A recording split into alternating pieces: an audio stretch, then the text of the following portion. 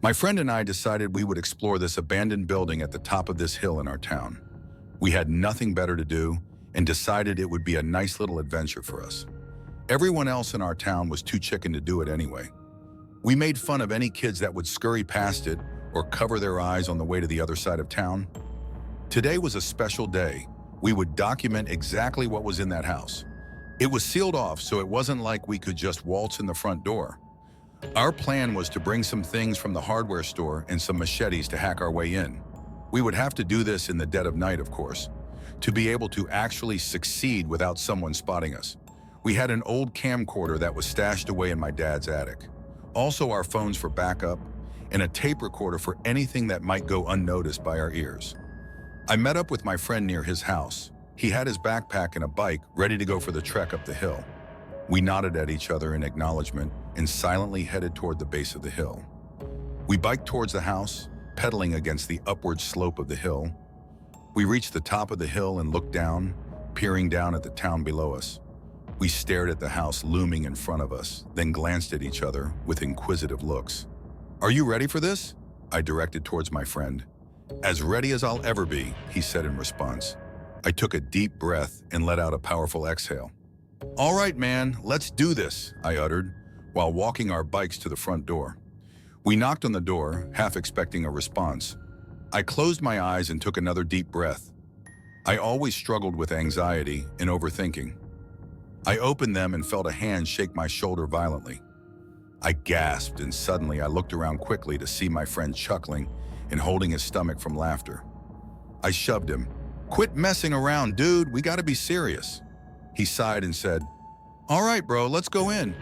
I could tell we were both nervous about it, but had different ways of dealing with it. He dealt with uncomfortable feelings through humor, and I was the type to hold it in until I felt like bursting. My way of dealing with things was a lot more unhealthy. We tried the front door to find it was locked. I wondered why after all this time the door was locked like that. Definitely perplexing, but I motioned for my friend to follow me to the back to see if there was another way in. We crept towards the back while looking behind us. The feeling of paranoia was definitely there. After all, we were doing something we weren't supposed to be doing. We heard a ruffle in the leaves and got startled. My friend jumped, but I squinted my eyes to see if I could make out a figure of some kind. Suddenly, a black figure darted our way. Damn, maybe we were screwed after all. We flinched only to see it was a large raccoon. I sighed with relief. My friend chuckled and nudged me with his elbow. "Come on, man, what were you scared for?" I shoved him back and uttered, "You were just as scared," while shaking my head. Couldn't believe we got so worked up over a raccoon. We needed to be more level-headed if we were going to head into this supposed haunted house. We twisted the knob to the back door and it creaked open. I gritted my teeth and held my breath. I didn't know if there might be squatters, so we had to tread lightly. I also didn't want to alert any neighbors with our footsteps. This house was old and had wooden planks. It would for sure make noise as we traversed across them. We crept forward, scanning around. I turned on my flashlight and my friend followed suit. We moved our lights across the room, looking through the nooks and crannies. There was an upstairs also, but we decided to keep navigating the first floor. We saw old books littered across the floor. Some of the floorboards were broken with deep black emptiness beneath them. I avoided those and looked for more signs of anything. Any previous signs left by the owners before they left. We saw jars on the shelves with murky, viscous liquid. Oddities such as a skull and weird figurines. I hoped for our sake that the skull was fake. Why did they leave the house with stuff in it? It seemed as if they rushed out of here in a hurry, grabbing only the essentials.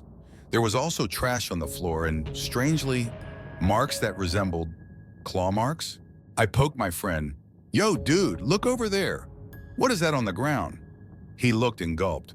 "I don't know, man. Let's just head upstairs." I looked up there and saw pitch black. I thought it was maybe better if we just checked the basement first, since it would probably have a light we could turn on. I don't know, man. Let's maybe check the basement first."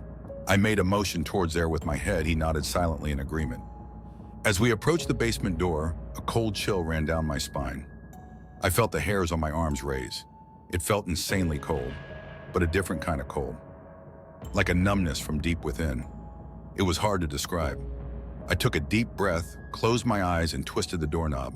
It creaked open, and I stared down into the abyss, wide-eyed and curious. We glanced at each other and started heading down the steps. It was scarily quiet, but hey, what else could you expect? I fidgeted around on the wall for a light switch.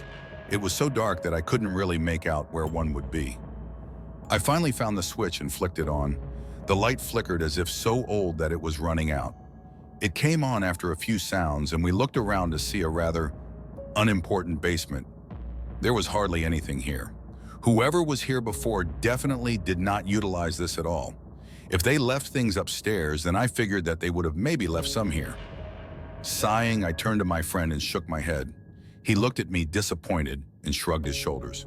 We were about to head back when I tripped on something. I almost face-planted before my friend grabbed me underneath the arms to stop me from doing so. I glanced down to see a handle sticking out from the concrete floor. I stared at it, bewildered. I couldn't comprehend why there would be a door on the floor. It had to lead somewhere. There was, however, a noticeable lock on it. Luckily, we were prepared for that. My friend fumbled around in his backpack and produced a pair of chain cutters. I took it in my hands and forcibly cut the metal chain. It clinked down to the floor, and I grabbed the handle. I grabbed it with both hands and grunted while pulling it towards with brute force. It creaked open, and I peered into it. It was very dark and had a slight musty smell to it. I wrinkled my nose at the smell of it. There had to be some old ass mold in here. Hopefully, we didn't get sick from breathing it in. I covered my nostrils and noticed that there were stairs leading down to Lord knows where. It looked like it continued for quite some time. I knew we had to go down there. I glanced in my friend's direction, who shook his head at the prospect of even trying to descend down the musky staircase. I grabbed his arm and yanked him towards the opening. "Don't chicken out now, man. We came here to discover something, right?" I stared him right in the face while saying that. He agreed with a regretful nod. We then started heading down. We had been heading down for a while when we started to realize that something was very off here. The staircase kept twisting and turning, and had been for a while now. It had been at least 10 minutes since we started going down. How was that possible?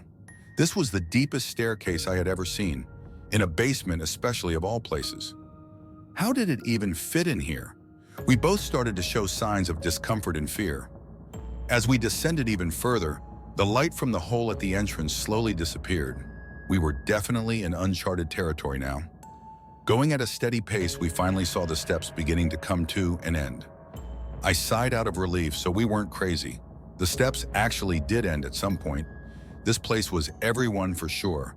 It was covered in some sort of black goo. Very sticky. It was hard to get off once touched. It had a strange old dusty look to it, and it was a large room. I couldn't even really see the walls on either side. There was an open exit at the far end of the other side of the room. The door looked so tiny that I could barely make it out. How the hell did something like this exist underneath our town and not have even discovered it? We started navigating across the empty room. As we did so, I could have sworn I heard creaks and bumps, as if something was there, in the far reaches of the dark. I swiveled my head around constantly and felt like I could barely make shapes out. It probably was just my imagination, though. Your mind could do funny things in the dark. I shook off the notion that anything alive could even remotely be down here. Nothing could survive in these conditions. After what seemed like an hour, we finally reached the other side. We trudged through and saw the most baffling sight I think I've ever seen in my life. Pure white. The other side was pure white, as if absent of any matter or semblance of it. We looked back and the door was still there, thankfully. Suddenly, my friend sank down, and I mean fast. It was like he was falling through the floor, or whatever was beneath our feet. He reached out to me and screamed, "Help! I can't feel anything, please!" He seemed terrified, and I scrambled to help him through my initial shock. I grabbed hold of his hand, but it was like he was being pulled down by an invisible force. Eventually, I could no longer hold on. I felt tears well up in my eyes, and I looked at him. He seemed void of all hope. He looked at me and silently uttered, "It's all right. Let me go." I didn't want to. I couldn't. I wouldn't. I said to him, "No, you never leave a friend behind. It was my stupid idea to check this place out in the first place." Besides, who's going to be there to tell me my shoe's untied? He said nothing. I nodded and tears streamed down my face. I had to let him go. So I did. With that, he sank down and his hand was the last thing to be seen as it reached up as if grasping for the heavens. I sat back, baffled and befuddled. I couldn't make heads or tails of what just happened, nor any of the things that occurred during the whole night. I stood to my feet and silently walked towards the door. Walking back through the darkness, I heard low sounds as if they were breathing. I could feel air on my neck as if seething was right behind me, breathing down my neck. I shivered and shuddered, but didn't dare turn around to even attempt to see what could be there, if anything. I finally reached back to the other side of the room from where we first entered. The dark part beyond that was calling to me.